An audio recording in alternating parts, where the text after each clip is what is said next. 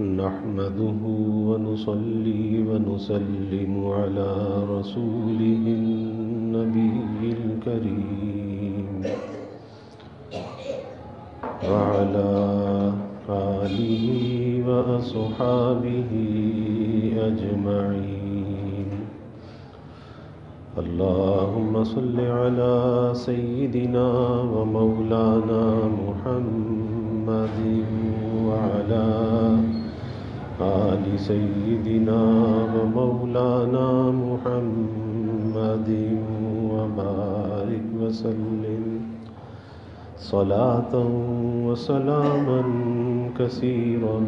كثيرا. توفیق الہی اپنے مرشد پاک کی برکت سے عشاء کی اس نشست میں فضائل ایمان کا درس چل رہا ہے.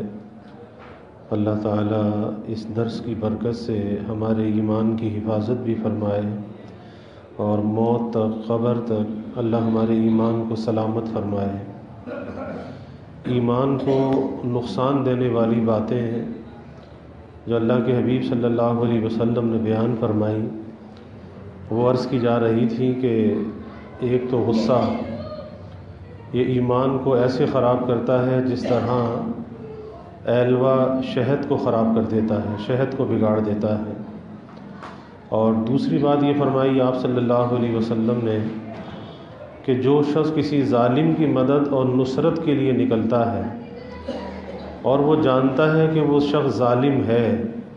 تو یہ شخص بلا شبہ دائرہ اسلام سے خارج ہو گیا، جانتے بوجھتے ظالم کی مدد کرنا. اور تیسری روایت جس پر کل بات چل رہی تھی کہ آپ صلی اللہ علیہ وسلم سے سوال کیا گیا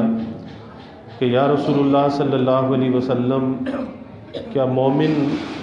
بزدل ہو سکتا ہے؟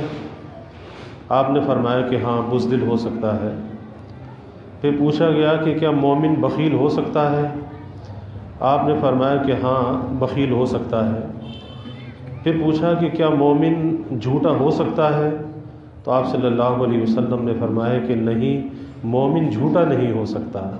یعنی بخیل ہو سکتا ہے، بزدل ہو سکتا ہے، لیکن جھوٹا ہونا یہ اس کے ایمان کے تقاضے کے خلاف ہے کہ یہ جھوٹا نہیں ہو سکتا. آج کی جو حدیث ہے اس کے راوی حضرت زید بن ارقم رضی اللہ عنہ حضور نبی کریم صلی اللہ علیہ وسلم کا ارشاد نقل کرتے ہیں کہ جو شخص اخلاص کے ساتھ، اخلاص کہتے ہیں اللہ تعالیٰ کی رضا کے لیے، جس میں کوئی اور غرض شامل نہ ہو، صرف اور صرف اللہ تعالیٰ کی رضا کا قصد ہو کہ اللہ راضی ہو جائے، تو جو شخص اخلاص کے ساتھ لا الہ الا اللہ کہے وہ جنت میں داخل ہوگا. کسی نے پوچھا کہ کلمے کے اخلاص کی کیا علامت ہے، کیسے پتہ چلے کہ یہ کلمہ اخلاص کے ساتھ کہا گیا ہے، اس کی کوئی علامت، اس کی کوئی پہچان؟ یعنی صحابہ فوراً سوال کرتے تھے، اگر کوئی بات سمجھ میں نہ آتی تھی تو بڑے ادب سے سوال پوچھتے تھے کہ اخلاص کی علامت کیا ہے، کیسے پتہ چلے کہ اخلاص ہے؟ آپ صلی اللہ علیہ وسلم نے فرمایا کہ حرام کاموں سے اس کو روک دے، یہ اخلاص ہے کہ ایک انسان اس کلمے کے تقاضے کو پورا کرے. کیونکہ جب یہ کہتا ہے لا الہ، اس کلمے کے دو حصے ہیں. پہلا ہے لا الہ، نہیں ہے کوئی معبود، دوسرا ہے الا اللہ، سوائے اللہ کے. تو جب اس نے لا الہ کہا،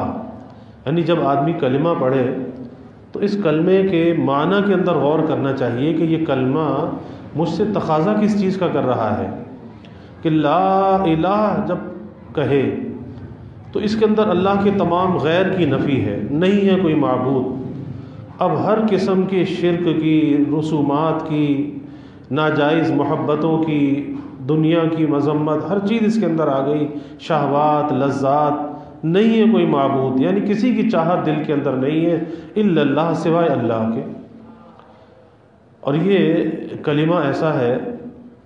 کہ حدیث میں آتا ہے کہ جب آدمی اخلاص کے ساتھ یہ کلمہ کہتا ہے لا الہ الا اللہ، تو اتنی اس کی برکت ہے کہ اللہ زندگی بھر کے گناہوں کو معاف کر دیتا ہے. جیسے ایک کافر جب یہ کلمہ ایمان کا پڑھتا ہے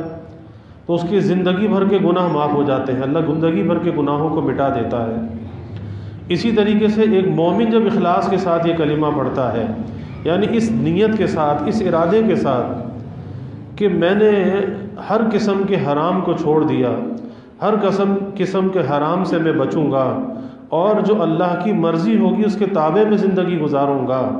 کیونکہ یہ اللہ کے ساتھ ایک عہد ہے، ایک وعدہ ہے۔ کوئی یہ کہے جی میں نے تو خالی یہ کہا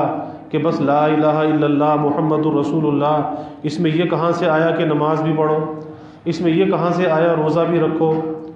زکوٰۃ بھی ادا کرو، حج بھی کرو، اس کے اندر تو کچھ بھی نہیں ہے، یہ تو خالی اتنی سی بات ہے کہ نہیں ہے کوئی معبود سوائے اللہ کے، تو میں مانتا ہوں کہ اللہ کے سوا کوئی معبود نہیں، اور حضور نبی کریم صلی اللہ علیہ وسلم اللہ کے نبی اور رسول ہیں۔ اس میں یہ تو نہیں ہے کہ نماز بھی پڑھو، روزہ بھی رکھو، صدقہ خیرات بھی کرو، حج بھی کرو، اس میں تو کچھ بھی نہیں ہے۔ تو مجدد تھانوی رحمۃ اللہ علیہ ایک مثال دیا کرتے تھے، فرمایا کرتے تھے کہ جب کسی کا نکاح ہوتا ہے تو نکاح میں صرف اس سے قبول کرایا جاتا ہے، اور وہ نکاح میں 2 لفظ کہتا قبلت، میں نے قبول کیا۔ اب جب قبول کر لیا، کیا کہا؟ میں نے قبول کیا، قبلت۔ جب قبول کر لیا، بیوی گھر میں آ گئی، اب بیوی کہتی ہے جی کھانا بھی دو، مکان بھی دو، کھانا بھی دو، لباس بھی دو، ہر ضرورت کو پورا کرو۔ اب شوہر یہ کہے کہ جی میں نے تو خالی تجھے قبول کیا تھا، تیرا کھانا تو قبول نہیں کیا تھا، میں نے تیرا لباس تو قبول نہیں کیا تھا، تو وہ یہی کہے گی کہ بھائی کسی سے پوچھو،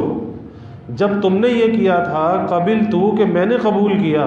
اب اس قبول کرنے میں میرا کھانا بھی آ گیا، لباس بھی آ گیا، مکان بھی آ گیا، میری ہر ضرورت اس کے اندر آ گئی، اب اس ضرورت کو پورا کرنا یہ آپ کی ذمہ داری ہے، شوہر کی ذمہ داری ہے۔ تو اسی طریقے سے ایمان والا کلمہ کسی مومن نے پڑھ لیا، اب اللہ تعالیٰ کے حکموں کو پورا کرنا، اس کے تقاضوں کو بجا لانا، اس کی بجا آوری کرنا، اب یہ اس کلمے کا تقاضا ہے۔ اب اس سے الگ الگ نہیں کہا جائے گا کہ یہ کرو یہ کرو یہ کرو، ہاں اسے خود فکر ہونی چاہیے کہ جب میں نے اپنے رب سے ایک وفا کا عہد کیا ہے، یہ کلمہ کیا ہے؟ اللہ سے وفاداری کا عہد ہے۔ اب اس وفاداری کے تقاضے کیا ہیں؟ اور سب سے بڑی وفاداری یہ ہوتی ہے کہ آدمی اپنے آقا کا وفادار اس طرح سے ہو، اس کی کوئی مخالفت نہ کرے، اس کی کسی بات کو رد نہ کرے، اس کا سب سے پہلا تقاضا یہ ہوتا ہے۔ تو یہاں اس کلمے کا سب سے پہلا تقاضا جو اللہ کے حبیب صلی اللہ علیہ وسلم نے بیان فرمایا، اور اس کی اخلاص کی علامت اور پہچان بیان فرمائی کہ حرام کاموں سے اس کو روک دے، یعنی کلمہ پڑھنے کے ساتھ ساتھ اگر یہ حرام کاموں سے رکا ہوا ہے تو یہ کلمے کے تقاضے کو پورا کر رہا ہے اور اسے اخلاص حاصل ہے، اور جب اخلاص کے ساتھ یہ کلمہ پڑھ رہا ہے تو پھر یہ جنت میں ضرور داخل ہوگا، یہ کلمہ اسے جنت میں لے جانے کا ذریعہ بن جائے گا۔ اور یہاں تک حدیث شریف میں آتا ہے کہ جس شخص کا آخری کلام کلمہ ہو، جس کا آخری کلام کلمہ ہو، فرمایا وہ جنت میں ضرور داخل ہوگا۔ اور آخری کلام کلمہ کب ہو سکتا ہے؟ کہ جب اس کلمے کے تقاضے کو پورا کرے اور اس کلمے کو ورد زباں بنا لے، یعنی کثرت سے لا الہ الا اللہ پڑھنے کی عادت ہونی چاہیے۔ آج تو سارا دن گزر جاتا ہے ہماری زبان پہ کلمہ نہیں آتا، حالانکہ کوئی ایک مقدار ضرور ہونی چاہیے کہ جس میں ہم تنہائی میں بیٹھ کر کلمہ طیبہ کا ورد کریں۔ یہ ہمارے روح کی غذا ہے، یہ ہمارے ایمان کا کلمہ ہے، اور یہ بری موت سے بچانے والا یہ کلمہ ہے۔ اور اس کلمے کی عادت جب تک قائم نہیں ہوگی تو موت کے وقت زبان پر کلمہ کیسے آئے گا؟ تو اس لیے ضروری ہے اس کلمے کی کوئی ایسی مقدار ہونی چاہیے کہ تنہائی میں بیٹھ کر خلوت میں آدمی لا الہ الا اللہ کا ورد کرے۔ اور حدیث میں بھی آتا ہے افضل الذکر لا الہ الا اللہ، کہ اذکار تو بہت ہیں، اور ذکر کی تشریح یہ ہے کہ ہماری نظر میں ذکر اس کو کہتے ہیں کہ کوئی تسبیح ہاتھ میں لے کر آدمی کو سبحان اللہ الحمدللہ پڑھنے لگے تو ہم سمجھتے ہیں کہ یہ ذکر کر رہا ہے، تو یہ بھی ذکر ہے۔ لیکن جتنی بھی قسم کی نیکیاں ہیں چاہے وہ نماز ہے، چاہے وہ روزہ ہے، حج ہے، زکوٰۃ ہے، کوئی اور نیکی ہے، جتنی بھی قسم کی نیکیاں ہیں وہ سب ذکر میں داخل ہیں۔ وہ کس لیے ہے؟ اللہ تعالیٰ کی یاد کو قائم کرنے کے لیے۔ نماز کس لیے ہے؟ اللہ تعالیٰ کی یاد کو قائم کرنے کے لیے۔ روزہ کس لیے ہے؟ اللہ کی یاد کو قائم کرنے کے لیے۔ اور جو چیز اللہ کی یاد کو قائم کرنے کے لیے ہے وہ ذکر میں داخل ہے۔ اور حدیث شریف میں بھی آتا ہے، اللہ کے حبیب صلی اللہ علیہ وسلم نے فرمایا، کیونکہ جب کوئی آدمی نیکی کرتا ہے تو نیکی کا مطلب کیا ہوتا ہے کہ یہ اپنے اللہ کی اطاعت کر رہا ہے۔ نیکی کا مطلب اللہ کی اطاعت ہے۔ تو اللہ کے حبیب صلی اللہ علیہ وسلم نے فرمایا، کل مطیع للہ فہو ذاکر، کہ ہر مطیع، ہر فرما بردار ذاکر ہوتا ہے۔ یعنی جو آدمی اطاعت کے اندر لگا ہوا ہے، چاہے اس کی زبان پر اللہ کا ذکر نہیں ہے، لیکن اللہ کے حبیب صلی اللہ علیہ وسلم فرماتے ہیں یہ ذاکر ہے۔ مثلا ایک آدمی اپنی دکان پر ہے، اب وہ تجارت کر رہا ہے، وہ گاہک کو سودا بیچ رہا ہے، وہ سودے کی تعریف کر رہا ہے، اس کی تفصیل کو بیان کر رہا ہے، لیکن اس کے دل کے اندر ایک فکر ہے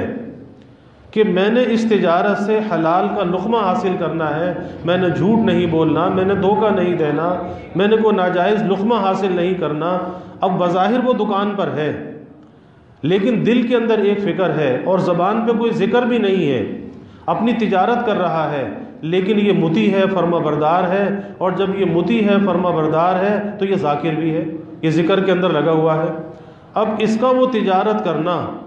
ذکر اور عبادت کے اندر لکھا جا رہا ہے، کیونکہ خالی عبادت نماز پڑھنے کا نام نہیں ہے، مومن کے لیے تجارت بھی عبادت کا درجہ رکھتی ہے۔ ایک آدمی ملازم ہے، لیکن وہ سچائی کے ساتھ، امانت اور دیانت کے ساتھ اپنی ڈیوٹی کو انجام دیتا ہے، اپنی ذمہ داری میں کوئی خیانت نہیں کرتا، اللہ کا ڈر اس کے دل کے اندر ہے کہ میں نے خیانت نہیں کرنی، میں نے صحیح لقمہ اپنے گھر لے کے جانا ہے۔ اب بظاہر اس کی زبان پہ ذکر نہیں ہے، لیکن یہ ذاکر ہے کیونکہ اطاعت کے اندر لگا ہوا ہے۔ اور بڑی اہم بات یہ ہے جو آج جس کی اہمیت ہماری نظر کے اندر نہیں ہوتی، کہ ایک وہ شخص ہے کہ جو مسجد میں نفل پڑھ رہا ہے، بظاہر تو نماز میں مشغول ہے، مسجد میں نفل پڑھ رہا ہے، اور ایک وہ شخص ہے جو دکان پر تجارت کر رہا ہے۔ تو یاد رکھیے کہ نفل پڑھنے والا نفل درجے کا ثواب حاصل کر رہا ہے، اور اسے نفل درجے کا قرب حاصل ہو رہا ہے اللہ رب العزت کا۔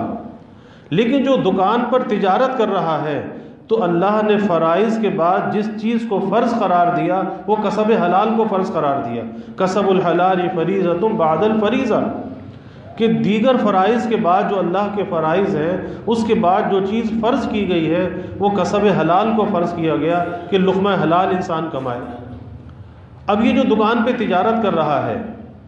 بظاہر تو یہ لگتا ہے کہ کوئی دنیا داری کا کام کر رہا ہے، لیکن اگر یہ سچی فکر کے ساتھ لقمہ حلال کے اہتمام میں لگا ہوا ہے، یہ فرض کام کے اندر لگا ہوا ہے، اس سے اس نفل پڑھنے سے زیادہ، نفل پڑھنے والے سے زیادہ اللہ کا قرب اور ثواب حاصل ہو رہا ہے، اور وہ دکان پر بھی حاصل ہو رہا ہے۔ تو یہ اللہ تعالیٰ کا ایک عجیب نظام ہے، اور ایک ایمان والے بندے کو اللہ نے ایسی زندگی دی ہے کہ اس کی زندگی کا کوئی لمحہ، کوئی موقع ایسا نہیں ہے کہ جہاں پر وہ نیکی نہ کما سکتا ہو۔ ہر جگہ پر نیکی کے مواقع ہیں، بس نیت کی سچائی چاہیے کہ اس کی نیت کے اندر اگر سچائی ہے۔ صحابہ نے تو یہاں تک سوال کیا کہ یا رسول اللہ صلی اللہ علیہ وسلم، ہم اپنی بیوی کے حق کو ادا کرتے ہیں، اس پر بھی ہمیں ثواب ملتا ہے؟ آپ نے فرمایا کہ ہاں، اس پر بھی ثواب ملتا ہے۔ اب بظاہر انسان سوچتا ہے کہ ایک اپنی خواہش کی تکمیل کر رہا ہے، تو یہاں ثواب کس بات کا؟ لیکن اللہ کے حبیب صلی اللہ علیہ وسلم نے فرمایا کہ اگر اس خواہش کو ناجائز جگہ پر خرچ کرتا تو گناہ ملتا۔ اب جب حلال جگہ پر اس خواہش کو پورا کر رہا ہے تو پھر اللہ اس پہ ثواب عطا فرماتا ہے کہ یہ ناجائز سے رک کر اور حلال جگہ پر اپنی خواہش کو پورا کر رہا ہے، اللہ اس پر بھی اجر عطا فرماتا ہے۔ تو پہلی چیز کیا ہے؟ حرام کاموں سے رکنا۔ اور یاد رکھیے کہ حرام سے رکنا، جیسے ابھی میں نے مثال دی کہ ایک نفل پڑھنے والا، ایک تجارت کرنے والا، اسی طرح سے اس کی دوسری مثال یہ ہے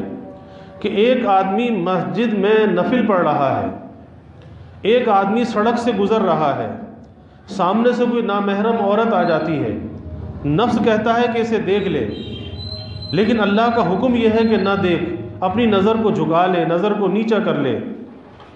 اب ایک مسجد میں ہے، نفل کے ذریعے اللہ کا قرب حاصل کر رہا ہے، لیکن نفل درجے کا قرب حاصل کر رہا ہے، اور یہ سڑک پر اپنی نظر کو بچا رہا ہے، اپنی نظر کو جھکا رہا ہے۔ اس نے سڑک پہ فرض درجے کا قرب حاصل کیا، اور جو فرض نماز کا ثواب ہے وہ فرض نماز کے برابر ثواب اس نے اپنی نگاہ کو بچا کر حاصل کر لیا۔ اور کہاں حاصل کیا؟ سڑک پہ حاصل کر لیا۔ تو جگہ جگہ اللہ تعالیٰ کی قرب کے مواقع موجود ہیں۔ اللہ نے ہمیں ایسا دین دیا ہے، ایسے نبی کا امتی بنایا ہے کہ جہاں پر قدم قدم پر یہ مواقع موجود ہے کہ ہم اپنے ایمان کی حفاظت بھی کر سکتے ہیں اور اپنے ایمان کو ترقی بھی دے سکتے ہیں۔ خالی یہ نہیں ہے کہ مسجد میں آئیں گے تو ایمان کی حفاظت ہوگی۔ ارے بھائی، اگر باہر جا کے نظر کو بچا لیا یہ بھی ایمان کی حفاظت ہے کہ حرام سے روک لیا۔ اگر جھوٹ سے، غیبت سے، طعنہ زنی سے، کوئی شہوت والے کلام سے اپنی زبان کو روک لیا تو یہ بھی تو حرام سے روکنا ہے، یہ بھی تو اللہ تعالیٰ کے قرب کا ذریعہ ہے، اور یہ بھی ایمان کی حفاظت کا ذریعہ ہے، اور ایمان کی ترقی کا یہ ذریعہ ہے۔ تو یہ نہیں سمجھنا چاہیے کہ ایمان کی حفاظت کے کوئی مواقع محدود ہیں، نہیں، محدود نہیں ہے، لامحدود ہے۔ انسان نیکی کرتے کرتے تھک جائے، لیکن نیکی کرنے کے جو مواقع ہیں وہ کبھی ختم نہیں ہوتے۔ کہیں پر انسان اپنے عمل کے ذریعے سے نیکی کرتا ہے، کہیں پر اپنی نیت کے ذریعے سے نیکی کرتا ہے، اور یہ ایمان کی یہ برکت ہے کہ یہ نیکی کی نیت کرتا ہے، اللہ فرشتے سے کہتا ہے جی ایک نیکی اس کے نامہ اعمال میں لکھ لو، اور جب اس نیکی پر عمل کرتا ہے اللہ اس نیکی کے اجر کو 10 گنا بڑھا کے لکھ دیتا ہے۔ کس کی برکت ہے؟ ایمان کی یہ برکت ہے۔ کافر دنیا کے اندر چاہے کتنی ہی نیکی کرتا ہے، کتنی بھلائی کرتا ہے، لیکن اللہ کافر کی نیکی کا صلہ اسے دنیا میں دے دیتا ہے۔ اللہ کافر کی نیکی کا صلہ آخرت پر موقوف نہیں کرتا، اسے جو کچھ دینا ہے دنیا میں دے دیا جاتا ہے، کیونکہ یہ دنیا کافر کی جنت ہے اور مومن کا قید خانہ ہے، تو اسے یہی مل جاتا ہے۔ اور اسے اگر دنیا میں مل رہا ہے تو ہمیں حیرت زدہ نہیں ہونا چاہیے، اور ہمیں اس کی طرف للچائی ہوئی نظروں سے نہیں دیکھنا چاہیے، کیونکہ وہ تو اپنی جنت میں ہے، اور ہمیں جو جنت ملنے والی ہے وہ جنت ایسی ہے کہ اس کا دنیا میں تصور بھی نہیں ہو سکتا۔ اور جو اللہ ہمیں دینا چاہتا ہے، یہ جو چھوٹی چھوٹی سی نیکیاں ہم کر لیتے ہیں، ٹوٹی پوٹی سی نیکیاں ہم سے ہو جاتی ہیں، لیکن اللہ کے یہاں یہ بھی قابل قدر ہے۔ اس لیے کبھی کسی نیکی کو چھوٹا نہیں سمجھنا چاہیے، اور چھوٹا سمجھ کر کبھی نیکی کو ترک نہیں کرنا چاہیے۔ جب جس نیکی کا موقع مل جائے اس نیکی کو کر گزرے، کیونکہ وہ نیکی ایمان کی حفاظت کا ذریعہ بھی ہے اور ایمان کی ترقی کا ذریعہ بھی ہے۔ اور پھر اس کا جو صلہ ہے، یہ نہ سوچے کہ میں نے کیا تو ملے گا کیا، نہیں، یہاں ملنے والا نہیں ہے، ہاں اس کی برکات یہاں سے ملنا شروع ہو جاتی ہیں۔ اور اس کی برکت کا ایک ظہور یہ ہوتا ہے کہ نیکی کے بعد جب نیکی کی توفیق ملتی ہے، اللہ کی طرف سے دنیا میں نقد انعام ہوتا ہے۔ ایک نماز کے بعد دوسری نماز کی توفیق ملتی ہے، اللہ کی طرف سے نقد انعام ہوتا ہے کہ پہلا آنا اس کا پسند تھا، اللہ نے اور توفیق دے دی، تو یہ انعام ہے۔ لیکن اصل صلہ جو اس کا ملنے والا ہے وہ آخرت میں ملنے والا ہے، اور وہ اتنا زیادہ ہے، علماء نے لکھا ہے کہ جو صلہ اللہ ہمیں دینا چاہتا ہے وہ اتنا زیادہ ہے کہ اس دنیا کے اندر سما نہیں سکتا، اس لیے اللہ نے آخرت کا انتخاب کیا ہے کہ وہاں پر وہ صلہ دے گا۔ یہاں پر آ ہی نہیں سکتا کہ یہ سورج جو ہم سے کروڑوں میل کے فاصلے پر ہے، کوئی یہ چاہے کہ یہ سورج میرے گھر کے اندر آ جائے تو کیسے آ سکتا ہے؟ نہیں آ سکتا۔ اسی طرح جو اللہ ہمیں صلہ دینا چاہتا ہے وہ اس دنیا کے اندر نہیں آ سکتا، اور اس کی چھوٹی سی مثال یہ ہے کہ قیامت میں سب سے آخری درجے کا جو جنتی ہوگا، اور جو سب سے آخر میں جہنم سے نکال کر جنت میں بھیجا جائے گا، اسے اس دنیا سے 10 گنا بڑی جنت ملے گی۔ اس دنیا سے، کسی ملک سے نہیں، کسی شہر سے نہیں، اس دنیا سے 10 گنا بڑی جنت ملے گی۔ کتنا بڑا صلہ ملے گا؟ تو اس لیے نیکی کرنے کے بعد یہ نہیں سوچنا چاہیے کہ اس کا صلہ کیا ملا۔ بہت سے لوگ صلہ سوچتے ہیں، اور جب کوئی صلہ نظر نہیں آتا تو پھر پریشان ہو جاتے ہیں، ایک شخص حاجی امداد اللہ صاحب مہاجر مکی رحمۃ اللہ علیہ کے پاس آیا اور آ کر کہنے لگا کہ حضرت میں 1.25 مرتبہ اللہ اللہ کرتا ہوں، اس میں ذات اللہ اللہ اللہ اللہ 1.25 مرتبہ، لیکن مجھے اس کا نفع محسوس نہیں ہوتا۔ اب یہی بات ہے کہ اللہ والے ایسی معرفت رکھتے ہیں کہ فوراً حاجی صاحب رحمۃ اللہ علیہ نے جواب دیا، فرمایا کہ ارے بھائی یہ تھوڑا نفع ہے کہ 1.25 مرتبہ اللہ اللہ کہنے کی توفیق ہو رہی ہے، اس سے بڑھ کے اور کیا ثمرہ چاہتا ہے؟ یہ تو نقد انعام ہے جو دنیا کے اندر مل رہا ہے، باقی صلہ تو اللہ آخرت میں دے گا، یہاں اس کا صلہ کیا لینا؟ یہ تو دنیا ایک مسافر خانہ ہے، یہاں تو گزر جائے گی جیسے بھی گزرے گی، لیکن اللہ اس کا صلہ آخرت میں دے گا۔ تو بات یہ چل رہی تھی کہ اخلاص کے ساتھ کلمہ طیبہ کا پڑھنا یہ جنت میں داخلے کا سبب ہے، اور اتنا بڑا یہ کلمہ ہے، اتنا بڑا یہ کلمہ ہے کہ حدیث میں آتا ہے کہ اس لا الہ الا اللہ کے کلمے کو اللہ میزان عمل کے اس ترازو کے پڑھنے میں نہیں تولے گا، کیونکہ یہ اتنا بڑا کلمہ ہے کہ یہ زمین اور آسمان سے بڑا ہے، اس ترازو کے پڑھنے میں سما نہیں سکتا۔ اس کا ثواب اللہ تعالیٰ علیحدہ سے عطا فرمائے گا، اس میں اور اعمال کو تو تولا جائے گا لیکن کلمے کو نہیں تولا جائے گا، علیحدہ سے اس کا ثواب دیا جائے گا، کیونکہ یہ ایمان کی بنیاد ہے، اور ایمان کا نور ایسا ہے، ایمان کا جو نور ہے کہ حدیث میں آتا ہے کہ جب یہ مومن پل صراط سے گزر رہا ہوگا، پل صراط، اور وہ کیسی ہوگی؟ وہ بال سے باریک اور تلوار کی دھار سے زیادہ تیز ہوگی، اور نیچے اس کے جہنم ہوگی، جہنم پر یہ پل صراط قائم کیا جائے گا، اور جو نہیں چل سکے گا وہ نیچے جہنم میں گر رہا ہوگا۔ تو ایمان والا بندہ جب اس پل صراط سے گزر رہا ہوگا، اس کے ایمان کی برودت ایسی ہوگی، نور ایسا ہوگا کہ جہنم نیچے سے پکارے گی، ارے تو جلدی گزر، تیرے ایمان کے نور نے میری آگ کی تپش کو کم کر دیا۔ اس سے کہا جائے گا تو جلدی گزر جا، یعنی ایمان کی وہ طاقت ہے، وہ پاور ہے۔ اس لیے اس لا الہ الا اللہ کے کلمے کا ورد کرنا چاہیے، لیکن اس کے ساتھ اللہ کی حرام کردہ چیزوں سے رک کر یہ علامت اس بات کی ہوگی کہ اس کے اندر اخلاص ہے، اور یہ علامت اللہ کے حبیب صلی اللہ علیہ وسلم نے بیان فرمائی۔ اللہ ہمیں عمل کی توفیق عطا فرمائے۔ وآخر دعوانا الحمد للہ رب العالمین والعاقبۃ للمتقین والصلاة والسلام علی اشرف الانبیاء والمرسلین۔ اللہم صل علی سیدنا و مولانا محمد وعلی آل سیدنا و مولانا محمد وبارک وسلم۔ ربنا آتنا فی الدنیا حسنہ وفی الآخرۃ حسنہ وقنا عذاب النار۔ ربنا اتمم لنا نورنا واغفر لنا انک علی کل شیء قدیر۔ اللہم اعنا علی ذکرک و شکرک و حسن عبادتک۔ اللہم وفقنا لما تحب و ترضی من القول والعمل والفعل والنیت والہدی انک علی کل شیء قدیر۔ اللہم ارزقنا حبک وحب حبیبک صلی اللہ علیہ وسلم۔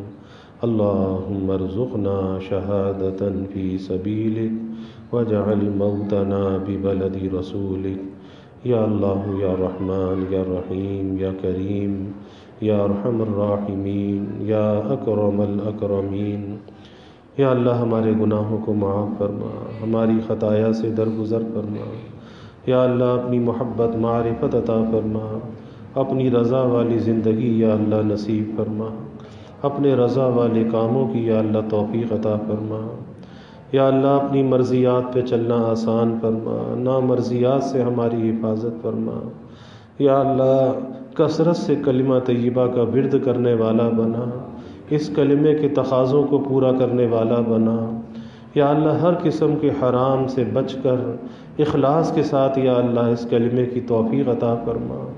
یا اللہ اس کلمے کو ہمارے لیے جنت میں جانے کا ذریعہ بنا، انعامات جنت کا ذریعہ بنا۔ یا اللہ اس کلمے کو ہمارا ورد جان بنا۔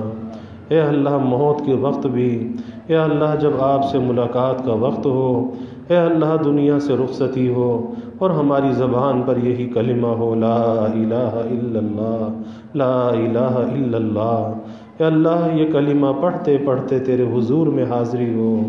اے اللہ اپنی رضا کے ساتھ یہ کلمہ پڑھنا نصیب فرما، اسی پر یا اللہ ہمارا خاتمہ فرما، یا اللہ اسی پر یا اللہ اپنی زیارت اور ملاقات ہمیں نصیب فرما، اور اسی کلمے کے ساتھ اپنے حبیب کی شفاعت نصیب فرما، آپ کی شفاعت سے جنت کا ٹھکانہ ہمیں عطا فرما، یا اللہ اس درس حدیث کی کامل برکات نصیب فرما، اس ذکر حبیب کے انوار سے ہمارے قلوب کو منور فرما، اپنے نبی کی تعلیمات پہ چلنے والا بنا، آپ کے طریقوں کی محبت عظمت ہمارے دلوں میں پیدا فرما، یا اللہ صحابہ کی، خلفائے راشدین کی، اہل بیت کی محبت اور عظمت ہمارے دلوں میں پیدا فرما، ان کے نقش قدم پر یا اللہ ہمیں چلنے والا بنا، اپنے نبی کے ساتھ یا اللہ ہمیں وفا کا تعلق نصیب فرما، آپ کی غلامی میں جینے اور مرنے کی یا اللہ توفیق عطا فرما، یا اللہ ہمیں ختم نبوت کا ادنا سا سپاہی بنا، اور ناموس رسالت کا، ناموس صحابہ کا یا اللہ ہمیں محافظ بنا، یا اللہ اس ذکر حبیب کی برکت سے اس کرونا کی بڑھتی پھیلتی وبا سے سارے عالم کو نجات عطا فرما، یا اللہ ساری انسانیت کو امن عافیت اور سلامتی عطا فرما، یا اللہ اس کے متاثرین دنیا میں جہاں کہیں بھی ہیں، یا اللہ ہمارے ملک میں ہیں، یا اللہ گھروں میں، اسپتالوں میں، محلے بستیوں میں، یا اللہ سب کو صحت کاملہ عاجلہ مستمرہ عطا فرما، یا اللہ شفا کو نازل فرما، وبا سے نجات عطا فرما، یا اللہ ہم کمزور ہیں، ضعیف ہیں، یا اللہ کسی امتحان اور آزمائش کے قابل نہیں، یا اللہ ہر ابتلا سے، آزمائش سے ہمیں نجات عطا فرما، اپنی مدد اور نصرت کو ہمارے شامل حال فرما، یا اللہ سب کے دلوں کے نیک ارادوں کو، تمناؤں کو از غیب پورا فرما، سب کی حاجات کو یا اللہ پورا فرما، سب کی پریشانیوں کو یا اللہ دور فرما، بیماریوں سے یا اللہ حفاظت فرما، ہر ناگہانی بلا اور مصیبت سے یا اللہ حفاظت فرما، زمینی آسمانی آفات سے یا اللہ حفاظت فرما، موذی امراض سے یا اللہ حفاظت فرما، یا اللہ سب کے علم میں، عمل میں، رزق میں خوب خیر و برکت فرما، ابواب رزق یا اللہ کشادہ فرما، رزق حلال عطا فرما، آسان عطا فرما، برکت والا عطا فرما، یا اللہ کبھی کسی کو مخلوق کا محتاج نہ بنا، اولاد کا محتاج نہ بنا، یا اللہ فساق فجار کا دست نگر نہ بنا، اے اللہ ہمیشہ اپنے در کا سائل اور بھکاری بنا، اپنے در کا منگتا اور سوالی بنا، یا اللہ اپنے غیر سے ہماری امیدوں کو قطع فرما، اپنی ذات عالی کا یقین ہمارے دلوں میں پیدا فرما، یا اللہ ہر امید کو اپنی ذات سے وابستہ کرنے والا بنا، یا اللہ ایمان کی ترقی عطا فرما، اعضاء کی سلامتی عطا فرما، ہر محتاجی سے، معذوری سے ہماری حفاظت فرما، یا اللہ ہمارے ملک پر اپنی رحمتوں کا نزول فرما، اس ملک کو امن کا، سلامتی کا گہوارہ بنا، یا اللہ اس ملک میں معاشی، معاشرتی، اخلاقی استحکام عطا فرما، مہنگائی کے، گرانی کے عذاب سے نجات عطا فرما، اے اللہ سب کے گزر بسر کو آسان فرما، سب کے سفید پوشی کے بھرم کو قائم فرما، کسی کو مخلوق کے آگے رسوا نہ فرما، اے اللہ مخلوق کے آگے سوال کی ذلت سے بچا، سب کی ضروریات کو یا اللہ از غیب پورا فرما، یا اللہ اپنی مدد کو، نصرت کو شامل حال فرما، یا اللہ سب کی حفاظت بھی فرما، کفالت بھی فرما، یا اللہ مخلوق کے آگے رسوا نہ فرما، یا اللہ سب کے گھروں میں چین، سکون، عافیت، راحت عطا فرما، نعمتیں، برکتیں عطا فرما، نعمتوں کی فراوانی عطا فرما، یا اللہ گھروں کے ماحول کو جنت نشاں بنا، آپس میں محبتیں، الفتیں پیدا فرما، نفرت کو، عداوت کو یا اللہ دور فرما، سب کی اولادوں کو نیک بنا، صالح بنا، والدین کے لیے راحت کا ذریعہ بنا، والدین کے لیے صدقہ جاریہ بنا، اولاد کا مستقبل یا اللہ تابناک بنا، والدین کو اولاد کی خوشیاں دیکھنا نصیب فرما، یا اللہ جو مانگا وہ بھی عطا فرما، جو نہ مانگ سکے وہ بھی عطا فرما، ہمیشہ اپنے سے مانگنے والا بنا، ہمیشہ ہماری دعاؤں کو قبول فرما، اپنی بارگاہ میں مستجاب الدعوات بنا۔ ربنا تقبل منا انک انت السمیع العلیم وتب علینا انک انت التواب الرحیم، وجزا اللہ عنا محمدا صلی اللہ علیہ وسلم ما هو اہلہ، وصلی اللہ تعالی وسلم علی النبی الکریم۔ آمین آمین برحمتک یا ارحم۔